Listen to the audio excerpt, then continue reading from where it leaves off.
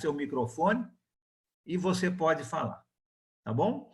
Então, nós estamos lá no capítulo 7 de Marcos. Quinta-feira passada, nós vimos o começo do capítulo 7, aonde falamos que Jesus está ensinando alguns judeus. E nós falamos sobre tradições na semana passada, né? Que tradições são coisas importantes. Tradições na nossa família são importantes, com certeza, mas quando a tradição se torna mais importante do que a palavra de Deus, ela começa a atrapalhar, né? A palavra de Deus tem que ser mais importante. E nós falamos um pouco de alguns exemplos de tradição e vimos aqui no texto que os judeus estavam levando muito mais a sério as tradições do que a própria palavra de Deus. Agora, no restante do capítulo 7 e no comecinho do capítulo 8, nós vamos ver 3 histórias aonde Jesus está ensinando gentios. Já falou com os judeus, agora ele vai ensinar os gentios.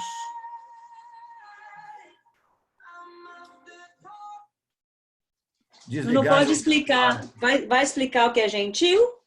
Sim. Okay. Boa pergunta.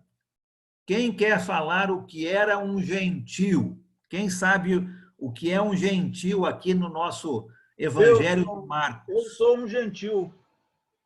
Tá? A maioria é aqui. Gentil, né? Tá certo, Sérgio? Quem eram os gentios naquela época? Não judeus. Todos aqueles que não eram judeus eram gentios. Isso mesmo. Tá? Abraão era gentil. Como é que é? Abraão era gentil.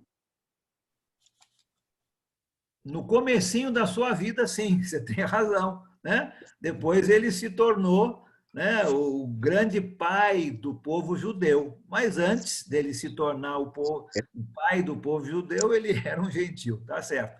Então, naquela época, o mundo era dividido em 2.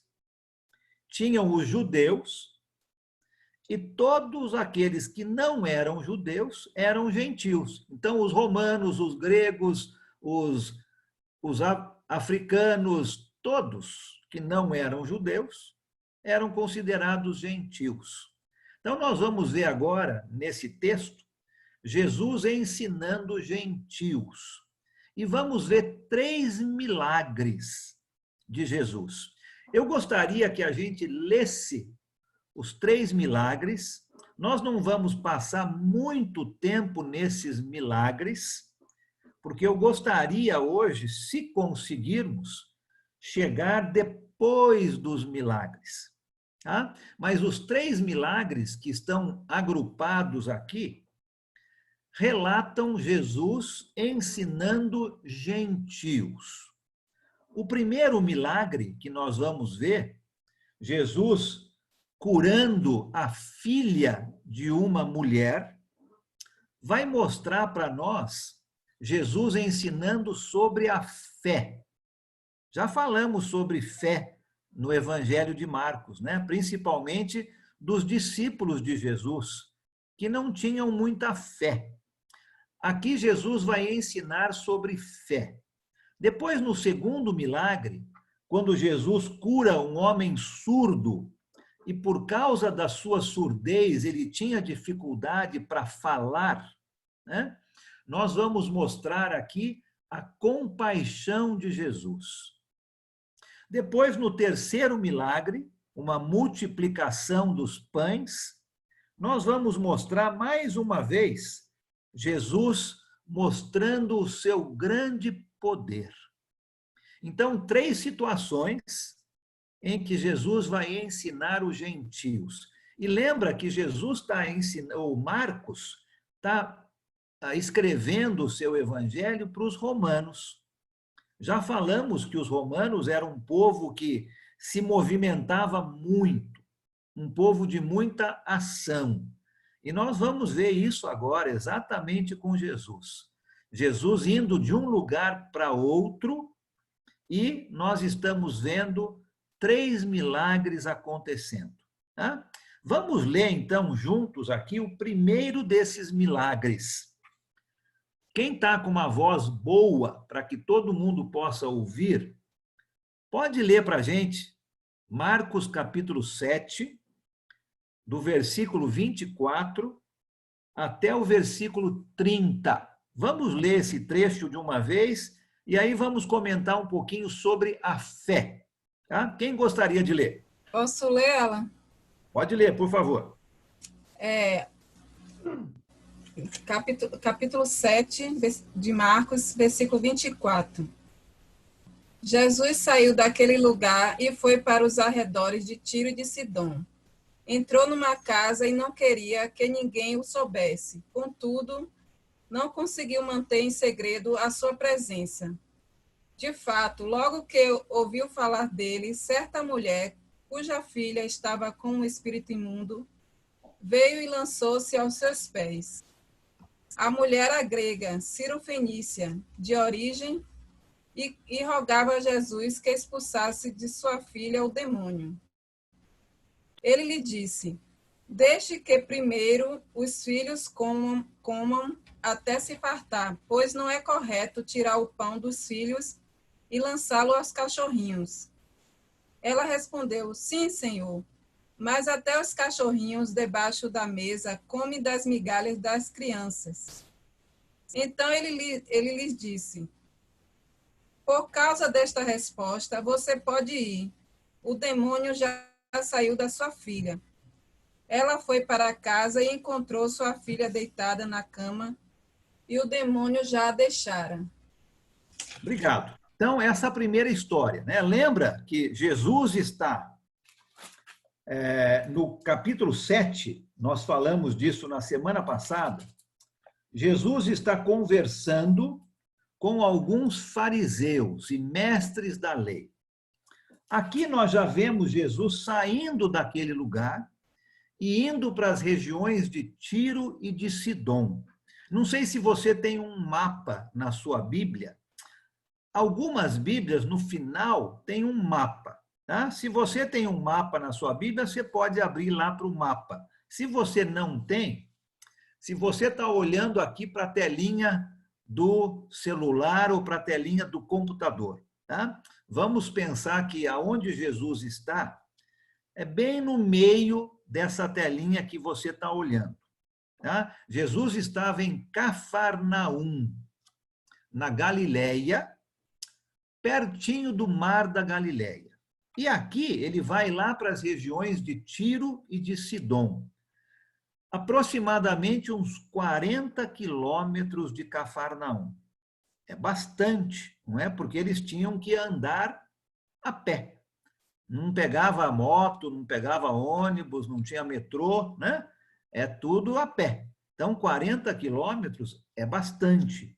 E eles estão indo agora, Jesus já se encontra, de repente, a 40 quilômetros de distância da onde ele estava. Assim que Marcos escreve, né? É muita ação. Jesus não fica muito tempo parado.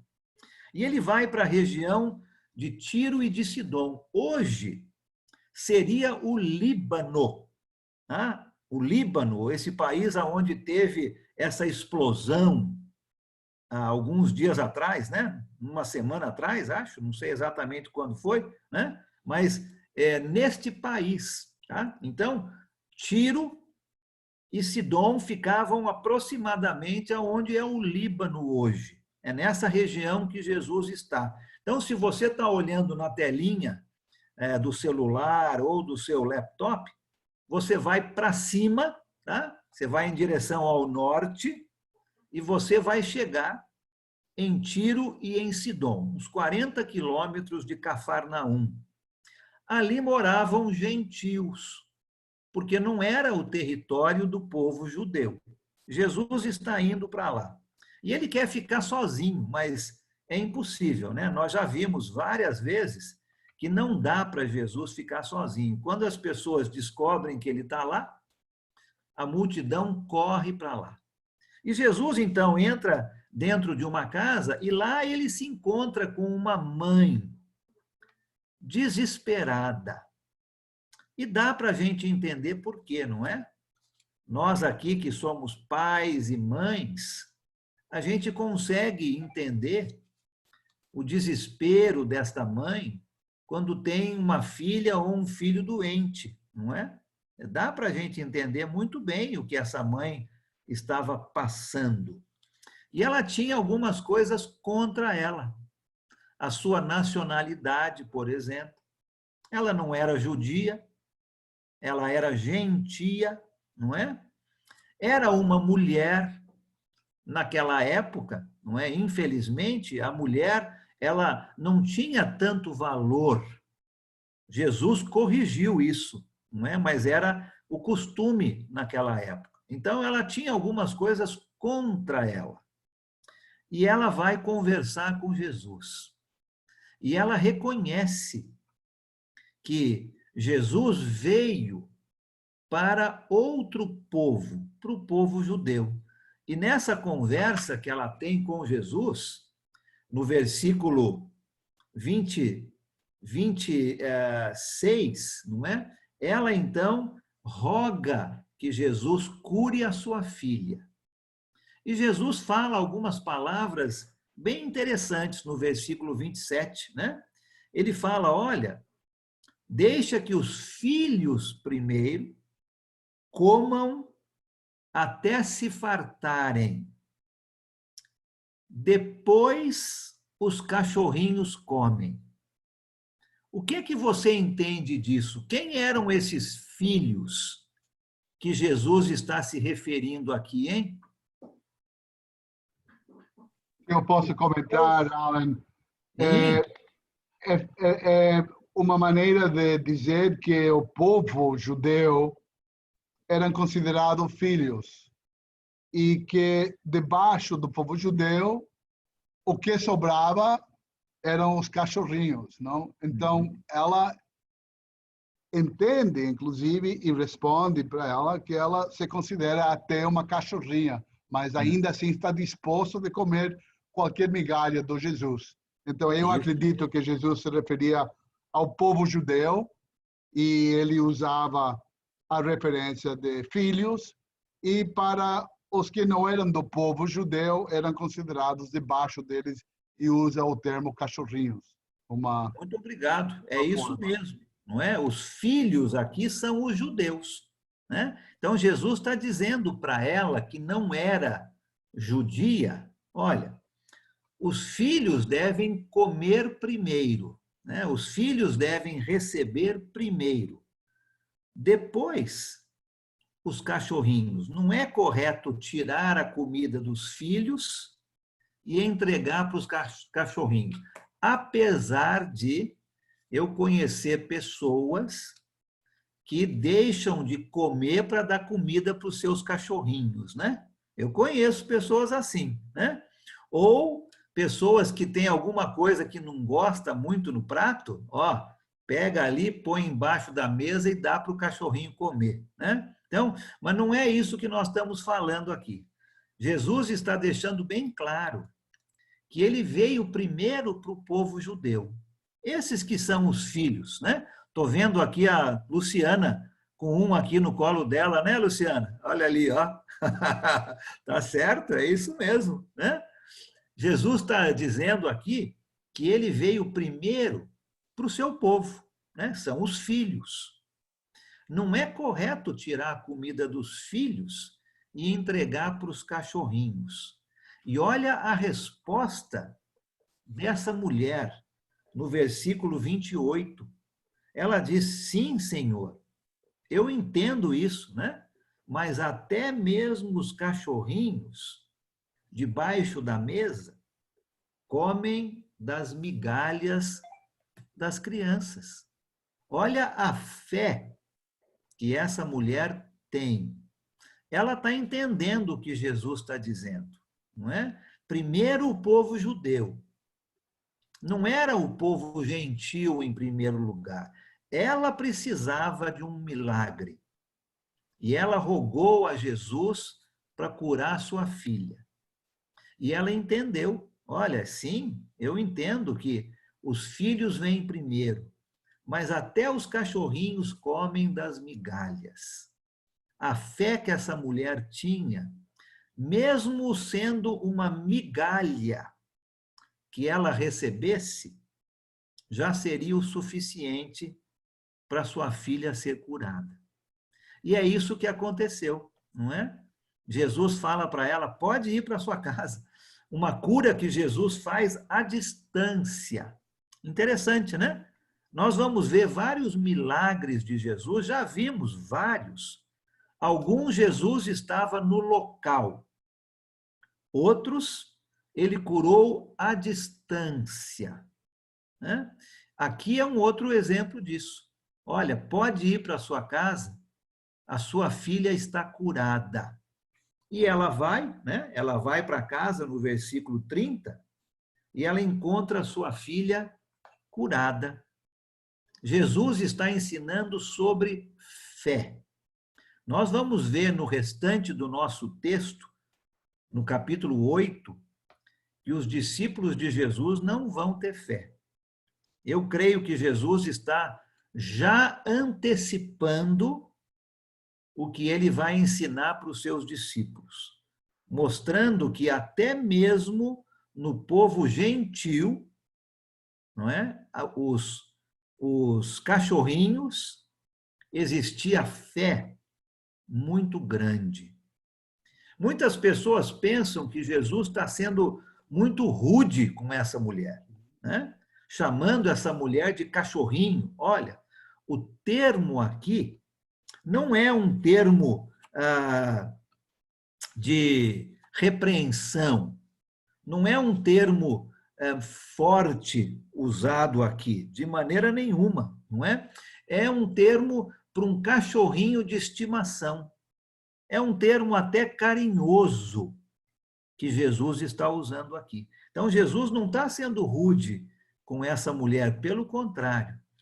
Ela demonstrou uma fé muito grande que nem mesmo o povo judeu demonstrou.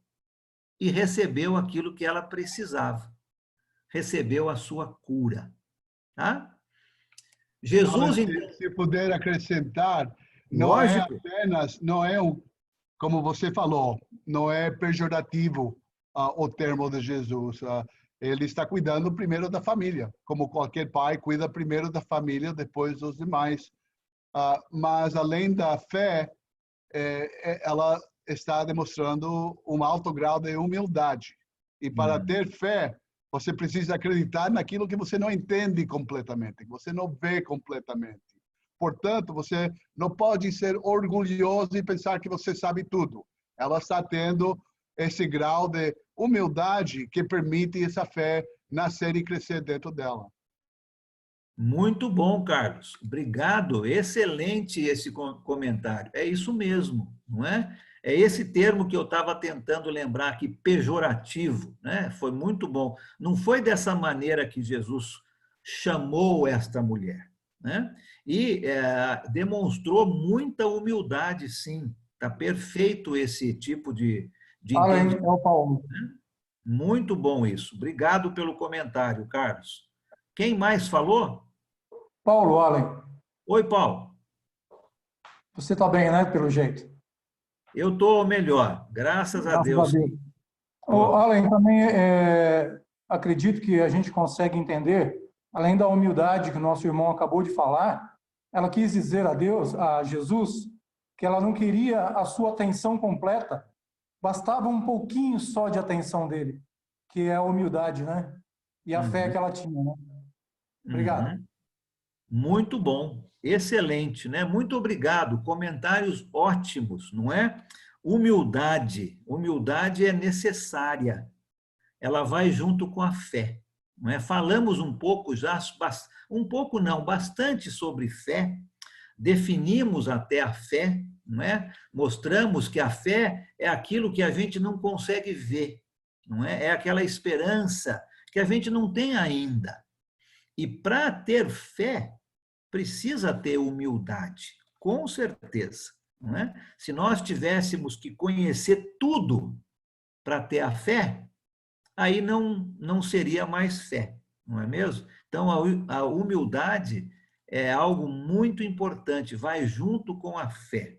E essa moça aqui, essa senhora, com certeza demonstrou isso. E ela recebeu a cura, recebeu aquilo que ela precisava. Tá? Agora, Jesus já vai sair daqui, e começando no versículo 31, nós vamos ver que Jesus, então, está atravessando o mar, ele vai voltar para o mar da Galileia, vai atravessar o mar e vai voltar para Decápolis, aquela mesma região aonde ele havia curado aquele homem endemoninhado. Lembra no capítulo 5 de Marcos? Nós falamos sobre ele. Jesus está voltando para aquela mesma região. Ele estava lá do outro lado, lá em Tiro, em Sidom, pertinho do mar Mediterrâneo, e agora ele já está de volta, já atravessou o mar da Galileia e já está nessa outra região. Marcos é assim, é ação para tudo quanto é lado. Então, alguém, por favor, pode ler para a gente do 31 ao 37. Posso ler? Pois não. De novo, Jesus se retirou das terras de Tiro e foi por Sidom até o mar da Galileia, através do território de Decápolis. 32. Então lhe trouxeram um surdo e gago e lhe suplicaram que impusesse as mãos sobre ele. Jesus, tirando-o da multidão à parte, pôs os dedos nos ouvidos dele. Depois, cuspindo, aplicou saliva na língua do homem. Então, erguendo os olhos ao céu, suspirou e disse: Efatá, que quer dizer, abre-se.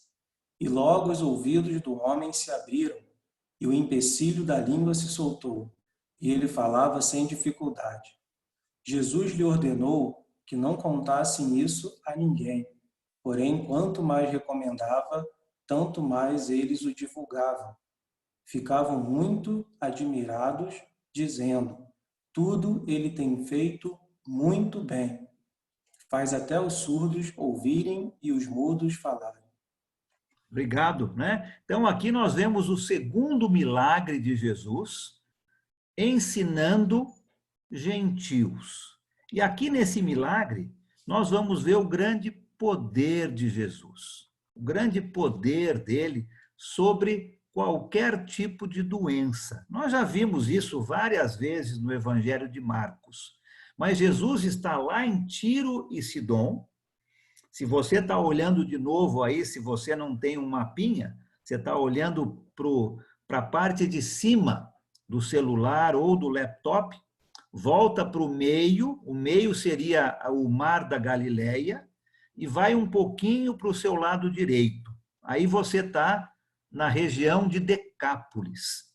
Decápolis significava simplesmente 10 cidades. Ah, é uma junção de duas palavrinhas gregas, né? Deca, que é 10, e polis, que é cidade. Então, Decápolis significavam 10 cidades. E era um território dos gentios de novo. Então, Jesus, mais uma vez, vai ensinar gentios. E ele se afasta da multidão. Vocês viram isso no versículo 33, que o Fábio leu, né? Algumas pessoas trazem para Jesus um homem que é surdo. E por causa da sua surdez, ele tinha dificuldade para falar, não é? A tradução melhor aqui não era que esse homem era gago, mas ele tinha dificuldade para falar porque ele não conseguia ouvir. É o que a gente vê hoje, não é? A maioria das pessoas surdas, elas são surdas e mudas. Elas conseguem falar algumas coisas, mas com muita dificuldade, porque elas não conseguem ouvir. Era isso que estava acontecendo com este homem. E Jesus, no versículo 33, leva este homem à parte. Interessante isso, né? Jesus nunca fez os milagres dele para ter ibope, não é? Para ser reconhecido como o grande fazedor de milagres. De maneira nenhuma. Jesus não veio para se orgulhar, não é para dizer, olha quem eu sou, olha os milagres que eu faço. Muito ao contrário de muita gente hoje, não é? Que quer ser reconhecida, né? Quer que todo mundo fale, olha como aquela pessoa é boa, não é? Olha quanta coisa boa o fulano faz. Jesus completamente diferente. Ele levou este homem longe da multidão, né? E vai curar este homem. E ele fala com este homem essa palavra, efatá, que significa abra-te, né? Abre-se. Interessante, aqui em Campinas, nós temos um consultório bem grande, perto do Shopping Iguatemi, um consultório de otorrino, né? Otorrinolaringologia, né? Ouvido, nariz e garganta. E o nome deste consultório, são uns 10 ou 12 médicos ali, e o nome deste consultório é Efatá. Interessante, né? Interessante isso, né? É um nome muito apropriado para um consultório de otorrinolaringologia, ouvido, nariz, garganta, boca. Era a dificuldade deste homem. E Jesus, então, com grande poder, fala para ele, efatá, e os seus ouvidos se abrem. E ele consegue, então, ouvir e falar. Mais uma coisa interessante aqui nesse trecho, o versículo 36, né? Jesus pede para que não conte para ninguém. Difícil isso, né? Se acontecesse um milagre na sua vida, se você fosse surdo-mudo e de repente você começasse a ouvir e a falar, você ia guardar esse segredo para você? Acho que não, né? Nós íamos contar para todo mundo, é óbvio, não é? Por que será que Jesus pediu para não contarem? Por que será que Jesus está falando isso aqui no versículo 36?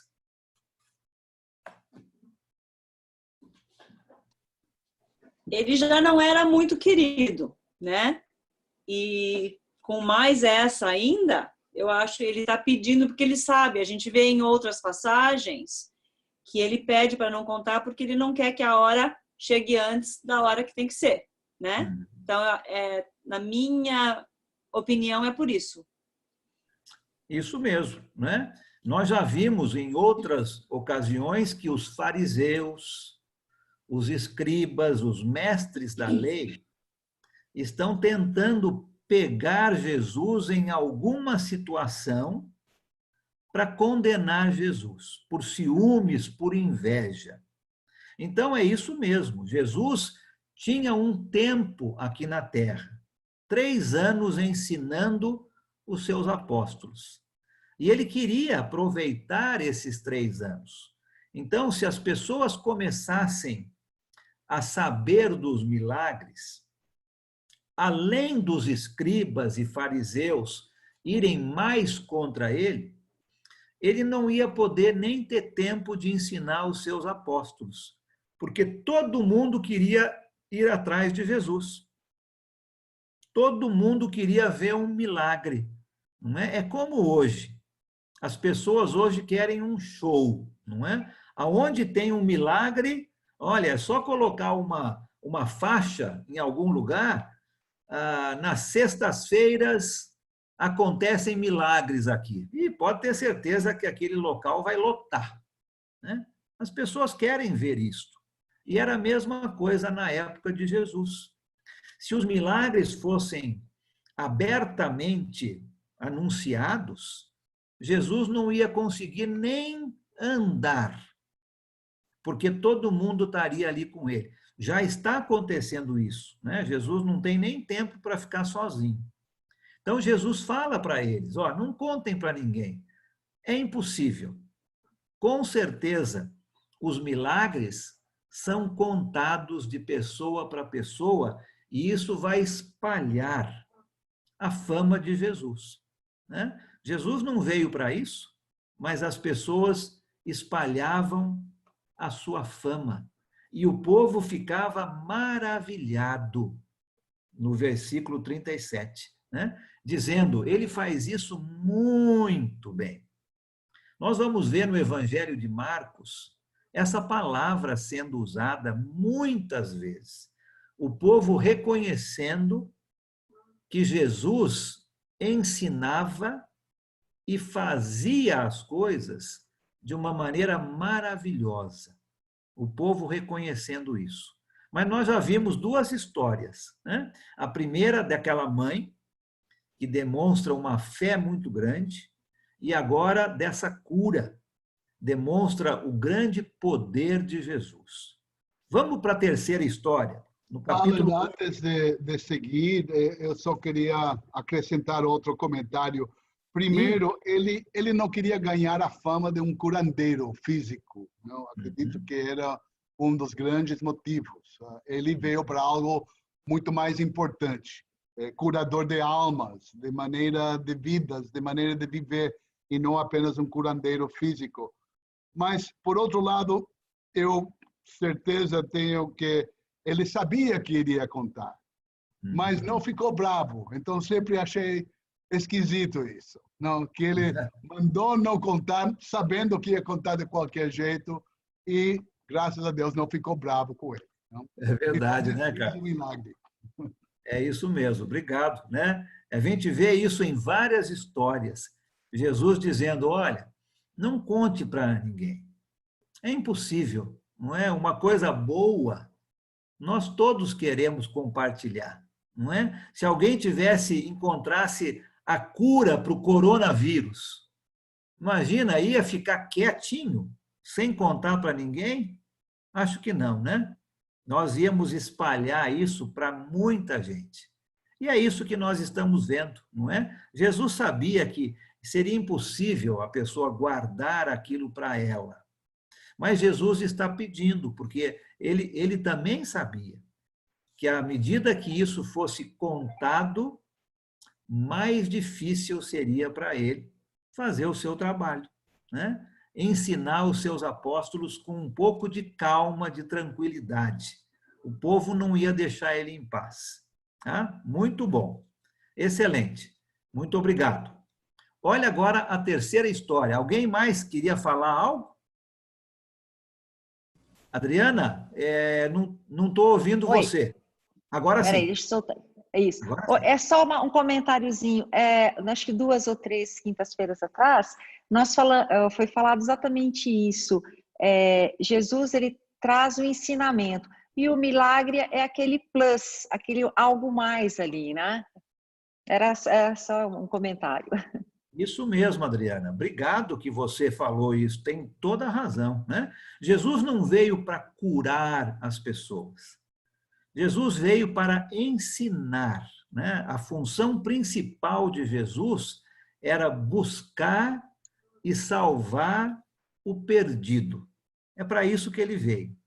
Com certeza, ele fez muitos milagres. E é isso que a Adriana muito bem falou. Era algo a mais, né? Era um bônus que Jesus estava dando para o povo.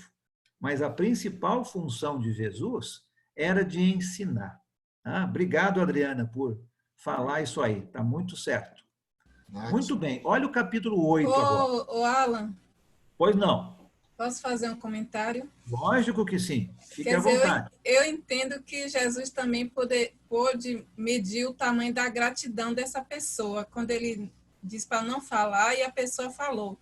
Então, eu acho que quando Jesus impediu, para ver a ação da pessoa também, como você falou, que é um livro de ação. Então, eu vejo quando Jesus diz isso, ele quer ver também, medir o tamanho da gratidão, para ver a reação da pessoa, que a pessoa podia não falar, mas mesmo Jesus dizendo para ela não falar, a gratidão dela foi tão grande que ela não se conteve.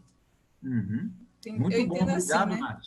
Tá certo, exatamente, né? Tá demonstrando essa gratidão, tá certíssimo. Obrigado, comentários excelentes. Muito obrigado. E, ó, de novo, hein, quer falar alguma coisa, é só ligar seu microfone aí, tá bom? Pode ficar à vontade. Olha o capítulo 8, então. Vamos ver essa terceira história. Terceiro milagre de Jesus ensinando o povo gentil. Uma nova multiplicação dos pães. Nós já vimos uma, né? Já vimos Jesus multiplicando os pães. Aqui vai acontecer de novo. No começo do capítulo 8, não é? Jesus está agora nesta mesma região. Ele está na região ali de Decápolis, aonde ele curou este homem. E vai acontecer este milagre. Alguém pode ler para a gente, então, dos versículos de 1 até o versículo 10. Vamos ler esse texto de uma vez e a gente comenta um pouquinho sobre ele. Quem poderia ler?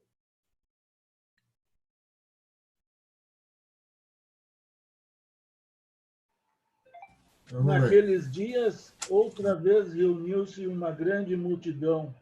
Visto que não tinham nada para comer, Jesus chamou os seus discípulos e disse-lhes: Tenho compaixão desta multidão. Já faz 3 dias que eles estão comigo e não têm nada para comer. Se eu os mandar para casa com fome, vão desfalecer no caminho, porque alguns deles vieram de longe. Os seus discípulos responderam: Onde neste lugar deserto poderia alguém conseguir pão suficiente para alimentá-los? Quantos pães vocês têm? Perguntou Jesus. 7, responderam ele. Ele ordenou à multidão que se assentasse no chão. Depois de tomar os 7 pães e dar graças, partiu-os e os entregou aos seus discípulos para que os servissem à multidão. E eles o fizeram. Tinham também alguns peixes pequenos, e ele deu graças igualmente por eles, e disse aos seus discípulos que o distribuíssem. O povo comeu até se fartar, e juntaram 7 cestos cheios de pedaços que sobraram.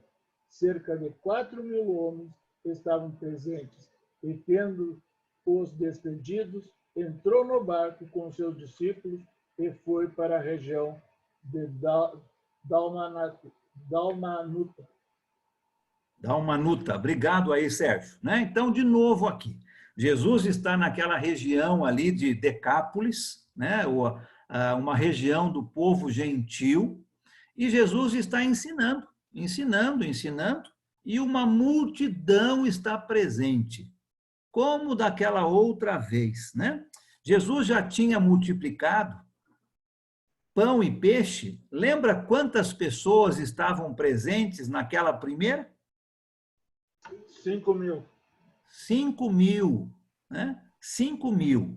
E agora, 4.000.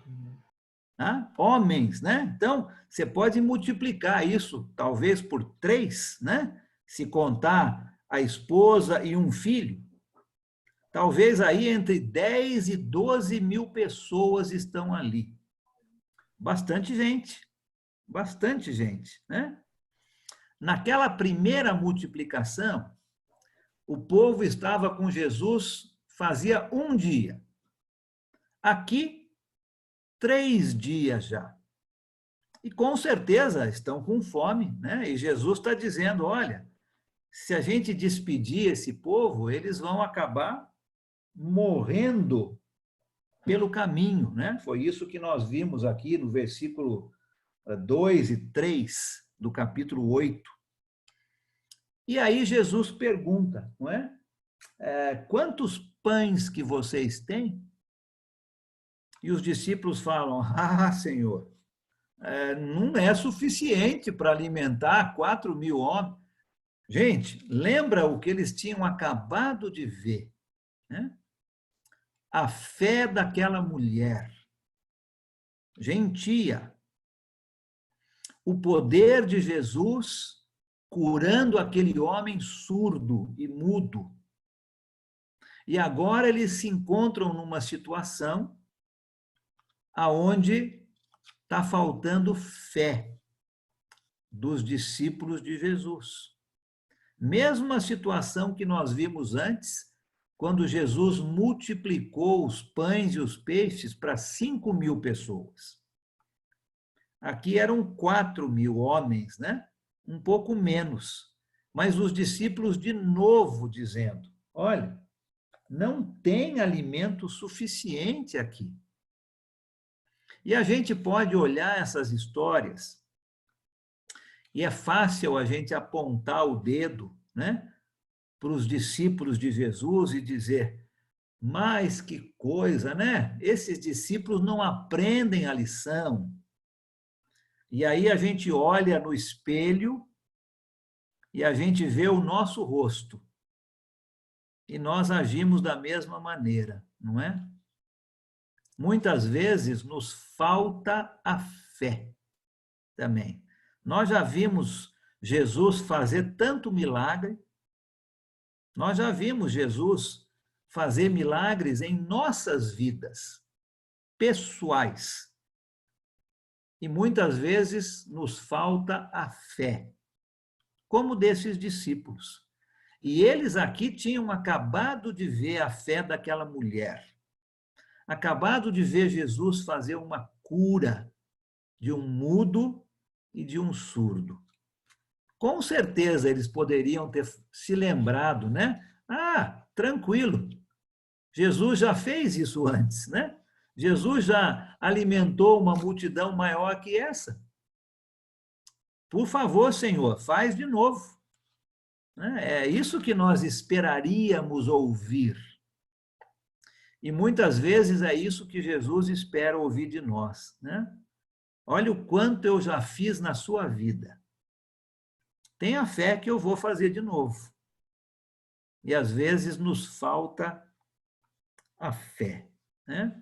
Jesus aqui mais uma vez demonstra uma compaixão grande pelo povo e demonstra um controle total da situação.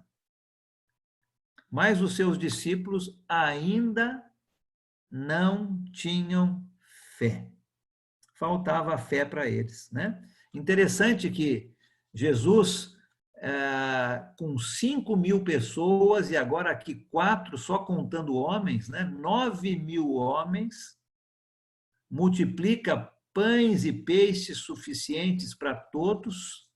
No primeiro milagre, lembra quantos cestos que eles conseguiram guardar de pães? 12. E agora aqui quantos? 13. Quantos aqui? 13. Olha lá. 7. 7, né?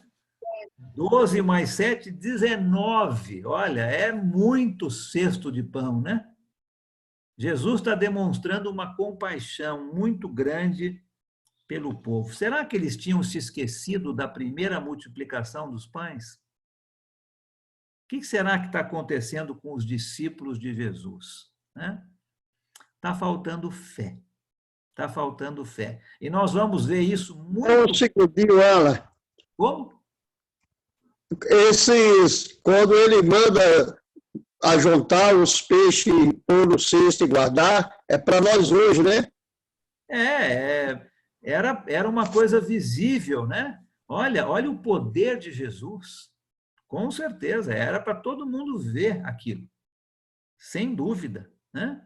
Nós vamos ver um pouquinho para frente, acho que não vai dar para chegar lá hoje, não quero correr, mas a partir do versículo 14 do capítulo 8 vai ficar.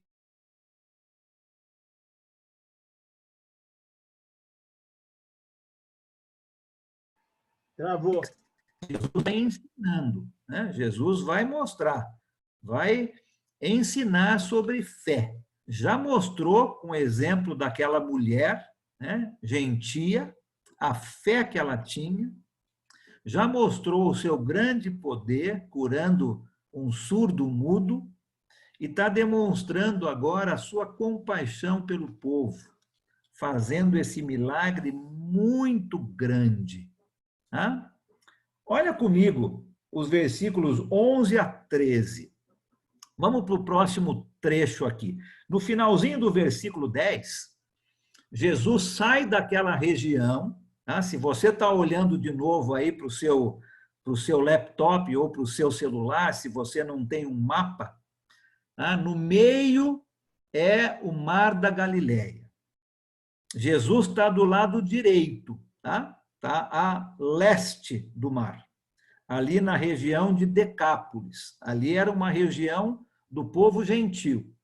Agora Jesus entra no barco e vai atravessar o mar e vai para essa região chamada Dalmanuta. Interessante, né? Não fala muito na Bíblia sobre isso, mas muitas pessoas acham que é na região oeste do lago. Então, Jesus atravessou o lago inteirinho, foi da região leste até a região oeste, ali nas redondezas do Mar da Galileia. Tá? E ali já é território judeu de novo. Então, Jesus está voltando para o território do povo judeu. Ele está de novo na Galileia. E aqui nos versículos 11 a 13, ele vai se encontrar mais uma vez com aqueles fariseus do comecinho do capítulo 7. Lembra? Os fariseus que Jesus ensinou e disse a eles que eles estavam errados, porque estavam seguindo as tradições. Jesus se encontra mais uma vez com esse grupo de judeus que já estavam meio que olhando torto para Jesus, né? Não estavam gostando muito, não. E Jesus vai se encontrar com eles de novo. Quem quer ler para a gente do 11 ao 13?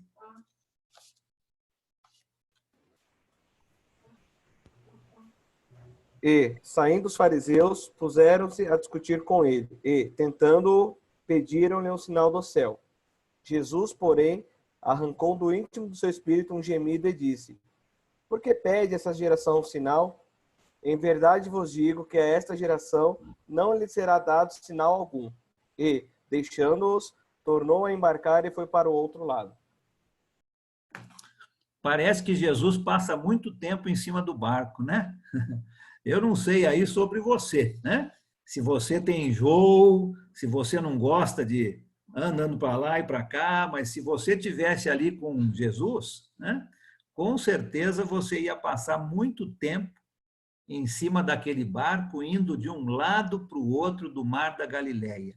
E nós estamos vendo isso, né? Jesus, no final dessa história, ele entra de novo no barco e vai para o outro lado. Mas ali Jesus não está voltando lá para a região de Decápolis. Ele está indo para um outro lado do lago. Tá? Era muito mais rápido você ir pelo lago para chegar numa outra parte do que você fazer todo o trajeto por terra. Lembra? Não tinha metrô, não tinha moto naquela época, era tudo a pé. Então, era mais rápido entrar num barco e atravessar de novo o mar. Mas isso não significa atravessar todo o mar. Ele está indo de um ponto para outro ponto, no final aqui desse trecho. Mas quando ele chega lá, ele se encontra com aqueles judeus que estavam meio que bravos com Jesus, por Jesus ter falado com eles aquelas palavras no comecinho do capítulo 7, né? Dizendo que eles estavam errados, porque estavam seguindo muito mais uma tradição do que a palavra de Deus. E esses fariseus, quando encontram com Jesus, querem uma prova, né? Uma prova da sua divindade. Querem que Jesus prove para eles quem ele era. Já viram tanto milagre? Precisava disso? Lógico que não, não é?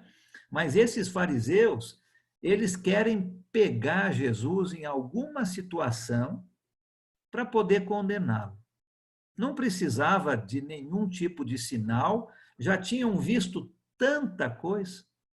Mas o que eles queriam não era um sinal aqui na terra, né? Como uma cura, uma multiplicação dos pães, como Jesus fez. Eles queriam um sinal lá dos céus. Eles queriam alguma prova celestial da divindade de Jesus. Versículo 11, né? Eles querem uma prova lá do céu. E Jesus, conhecendo o coração deles, Jesus diz para eles, olha, de maneira nenhuma eu vou dar um sinal para vocês. Vocês não merecem sinal nenhum, porque, na verdade, vocês não estão interessados. Vocês só querem me pegar em alguma coisa para me condenar. E Jesus fala, de jeito nenhum eu vou dar um sinal para vocês. Ele entra no barco com seus discípulos e vai para uma outra região do Lago da Galileia. Tá? Algum comentário aqui nesse trecho? Os gentios criam mais em Jesus do que os próprios judeus, né? Muitas vezes, sim, Sérgio. Muitos judeus, aqueles ali, tinham participado daquela comida do pão, tudo, né? E ainda ficavam duvidando, né? Muitas vezes, sim. É isso mesmo que nós estamos vendo, não é? E Jesus vai usar tudo isso para dar uma lição nos seus discípulos. Fica comigo alguns minutinhos a mais. Vamos ler esse próximo trecho aqui, nós vamos parar com esse próximo trecho, porque faz parte de tudo isso que nós estamos vendo hoje. Sim?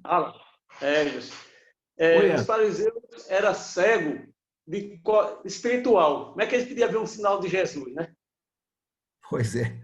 Boa, muito boa, Esdras, né? Se eles estavam com uma cegueira espiritual, jamais eles iam ver um sinal vindo dos céus. É lógico, né? Muito bom.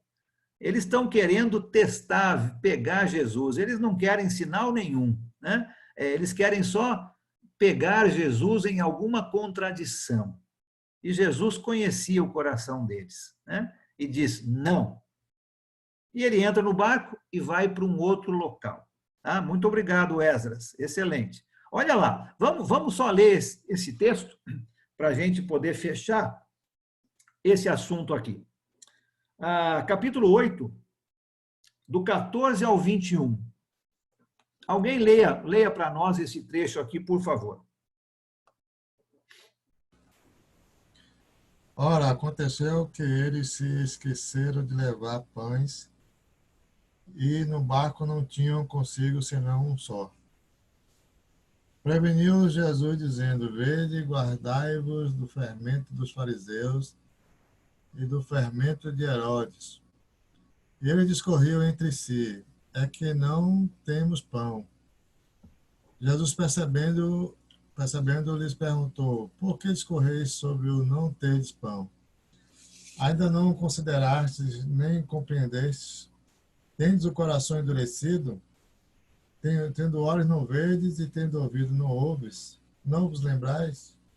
De quanto partiu os 5 pães para os 5.000? Quantos cestos de cheio de pedaços recolheste? Responderam eles, 12. E de quanto partiu 7 pães para os 4.000? Quantos cestos cheios de pedaços recolheste? Responderam 7. Ao que lhes disse Jesus, não compreendeis ainda? Obrigado, Luiz. Olha só que interessante essa parte aqui, né? Eles entram no barco, talvez até com um pouco de pressa, a gente não sabe, né? Depois daquele confronto de Jesus com os fariseus, no versículo 13, né? Eles entram no barco e vão para um outro lugar no mar da Galileia. Talvez com um pouco de pressa, os discípulos esqueceram de levar pão para a viagem. Olha, tinham 7 cestos cheios de pão, né? E eles esqueceram de levar pão. Tinha um só. Eu não sei quantos que tinham naquele barco. Vamos supor que eram os apóstolos e Jesus. Pelo menos 13, né?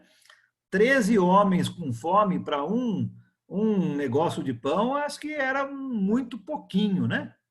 E eles se esqueceram de levar pão. E eles estão conversando sobre isso durante esta viagem.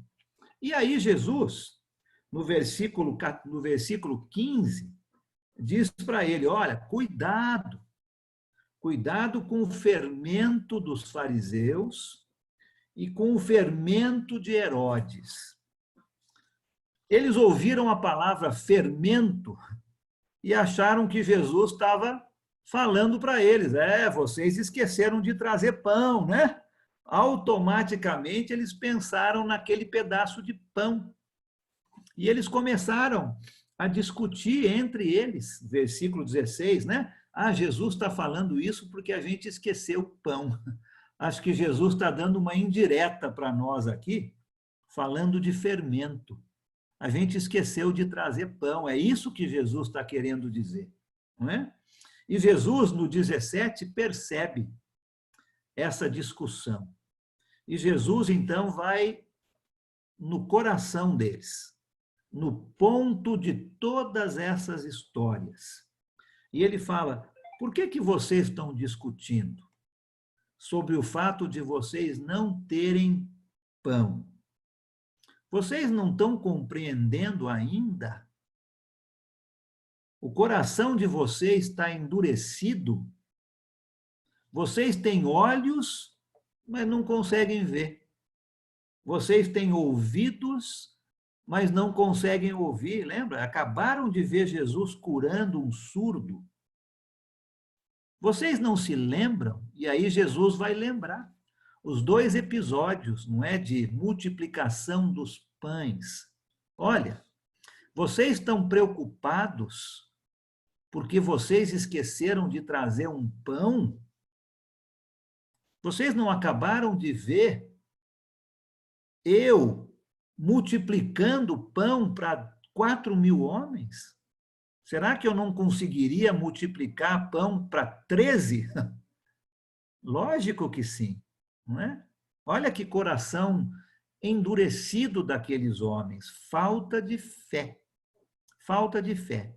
E Jesus vai bem ali no coração daquele problema, falta de fé, não é? Vocês ainda não estão entendendo, ele repete a pergunta no 21, né? Ele faz a mesma pergunta no 17 e repete no 21. Onde é que está a fé de vocês?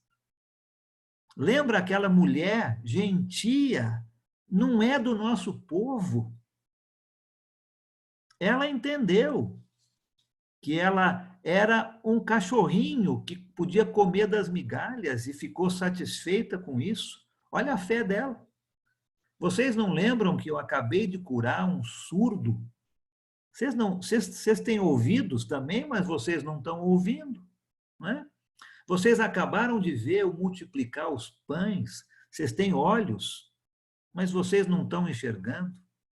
E vocês estão discutindo e preocupados porque esqueceram de trazer pão. Eu acabei de multiplicar pão para 10.000 pessoas.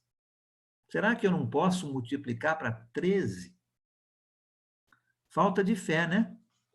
Falta de fé dos seus discípulos. Jesus chegou bem no ponto aqui aonde ele queria com essas histórias, né? E a grande lição para você e para mim, com tudo isso que nós acabamos de falar, quantas vezes nós também não esquecemos as coisas boas que Jesus já fez para nós? Quantas vezes nós não esquecemos? Nós ficamos tão preocupados com tantas coisas e esquecemos o grande poder que Jesus tem. Esquecemos de tantas coisas boas que Jesus já fez na nossa vida. E agimos exatamente como esses discípulos de Jesus. Vemos as coisas maravilhosas, mas logo nos esquecemos. E nos falta a fé. E Jesus está nos ensinando. E nós não devemos ser assim. Nós devemos ter fé nas grandes maravilhas de Jesus.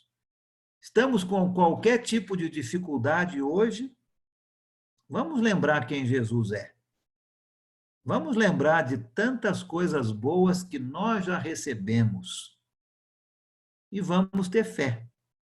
Jesus tem todo o poder para nos ajudar em qualquer situação. Vou parar por aqui, tá? Comentários, perguntas para a gente fazer essa parte final.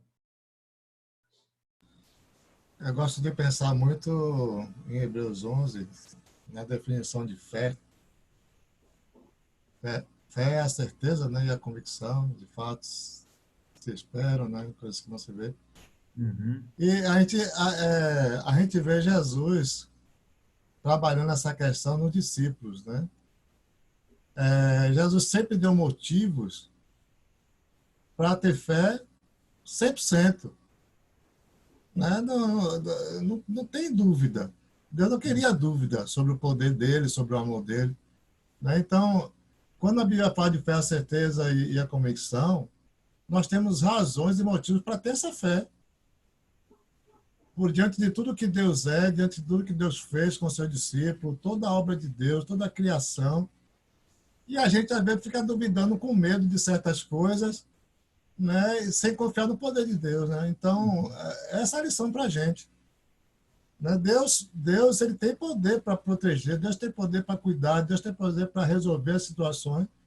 E nós temos que ter essa fé, essa certeza, né? Ele, sem duvidar. Jesus sofria com a falta de fé do discípulo. Né? Ele sofria. Por que você duvidou? Né? Disse para Pedro, por que você duvidaste, homem de pequena fé? Por quê? Por quê? Por quê? Né? Então, Jesus dá todas as razões para a gente ter essa certeza e convicção. É verdade. Obrigado, Luiz. Excelente. Alguém mais gostaria de falar alguma coisa sobre isso que falamos hoje? Alan. Richard. Pois não, Richard. Pode falar. Alan, Jesus deixou isso registrado para nos mostrar a importância do lado espiritual. Às vezes nós estamos preocupados muito com o nosso com o corpo, entendeu? Com o atual, com este mundo. Esquecendo o quê? Do lado espiritual, que é o quê? Que é a salvação. Muitas pessoas querem salvar o corpo e não o espírito. Preocupado com o corpo e se esquece do lado espiritual. Jesus deixou o Espírito assim para nós lembrar que o importante é o lado espiritual da nossa vida. Muito bom. Obrigado, Esdras. Excelente, né? Richard, o que você queria falar? Olha, passando para os tempos atuais, na visão de nosso Senhor Jesus, eu leio uma matéria que diz assim, que duas grandes potências, com exércitos super preparados, com toda a tecnologia possível, sendo imbatíveis, né? Ou seja, difícil de poder combater eles. Mas apareceu um coronavírus e os dois exércitos estão aí parados, sem dar um tiro. Estamos com uma guerra invisível. Então, se você analisa, os apóstolos na época estavam com uma visão invisível, mas não conseguiam enxergar. E a fé dele era fraca. Hoje em dia, estamos com um inimigo invisível e não conseguimos enxergar. Ou seja, continuamos com a visão fraca, a fé debilitada. Porque o ser humano, vendo as situações tão complicadas, continua se agarrando às coisas materiais. e não olhando para Jesus, que é a fé que nos vai salvar em tudo. Ou seja, continuamos no mesmo problema de 2000 anos atrás. Não temos mudado muito em geral, né? É por isso que, às vezes, penso eu que quando Jesus diz que muitos entrarão pela porta grande e muito pouco pela porta pequena, é a razão de que a fé é muito fraca para nós seres humanos. Na grande maioria. Eles não querem ver o lado divino das coisas. O lado onde você sabe que é a sua solução verdadeira. Nos agarramos às coisas materiais. Tem mais fé em um revólver, tem mais fé em uma garrafa de vinho, tem mais fé em uma faca super bonita, mas não tem fé em Jesus, porque não estão vendo. Não estão vendo. Obrigado, Richard. Excelente. Richard, me lembra aonde que você está? Maceió. Maceió, isso mesmo, está certo. Achei que era lá mesmo, mas queria ter certeza. Obrigado, Richard. Né? Muito bom comentário. Excelente. Tá? Alguém mais? Está na hora já da gente fazer a nossa oração final, mas se alguém quiser fazer mais um, pode fazer. Eu gostaria de falar uma coisa breve, Alan. Pois não, Luiz. Não sei se estão me ouvindo bem com o meu fone, acho que está bem. Está me ouvindo bem? Fraquinho, mas dá para a gente ouvir. Vou colocar mais perto aqui, eu tenho que ver se tem um problema aqui no laptop, acho que vai dar para ouvir. Eu acho que a gente, não tenho certeza, eu fico impressionado todas as manhãs, porque são milhares e milhares de bênçãos que o nosso Pai Eterno derrama por todos nós, em todos nós. Quando eu paro para pensar no sistema linfático, no sistema endócrino, no sistema digestivo, no sistema nervoso, no sistema muscular, no sistema ósseo, isso tudo andando numa sincronia biológica perfeita, algo que o homem jamais consegue fazer ou duplicar, um milagre do Pai Eterno em cada sopro de vida que temos. Meus irmãos, de fato, somos desculpáveis por não termos fé, quando devemos nos levar pelas inquietações da vida, porque o Pai permite que nós, a cada puxada de ar, a cada folha de vida, milhões e milhões de biológicos em nosso organismo estão ali atuando, não é? Para que a gente possa estar pensando, refletindo, falando, ouvindo, olhando, que também é outro milagre, não é? Milhares de pessoas olhando para nós mesmos, né? E o mais importante de tudo isso é que esses milhares de bênçãos e milagres, eu diria, é para que a gente possa ter o livro que vai nos dar de fazer duas coisas na vida: ser servo e discípulo, e ensinar os outros, a humanidade perdida, a ser servo e discípulo. Então, tantas bênçãos para nos dar para termos instrumentos dele, servirmos ele, e sem falar na vida vindoura ali, a vida eterna, a gente não consegue nem imaginar, hoje nenhum viu, nenhum imaginou, né? Qualquer Coríntios falando isso, o que o Pai está preparando, já preparou para nós. Mas se olharmos para a nossa vida aqui nesse mundo, para nós mesmos, para cada de nós, para o nosso próprio ser, é impressionante o amor, o grande amor que o Pai tem por nós de uma forma personal, única para cada um, particular, né? Privada cada um, algo impressionante. Então, como eu todos os dias antes de sair da cama, eu agradeço ao Pai por tudo isso. Obrigado, Luiz. Obrigado mesmo. Falhou. Chegar à presença dele é algo impressionante. Então, acho que a gente tem tudo, tem todos os argumentos para nos deixarmos os livros. Amém. Um pouco foram, mas é mais ou menos isso, para a gente refletir esse ponto na questão de todas essas bênçãos que o Pai permite em nossa. Obrigado, Luiz. Falhou um pouquinho, mas deu para a gente ouvir o que você queria falar. Obrigado pelo seu comentário. Tá? Vamos fazer uma oração final. Já são 9h15, já passamos um pouco do nosso horário. Vou pedir ao Fábio, nosso irmão lá de Petrópolis, no Rio de Janeiro, que dirija essa nossa oração final. E aí, quem precisar ir embora, fique à vontade.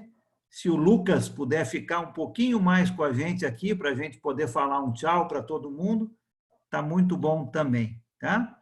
Fábio, por favor. Ok, oremos.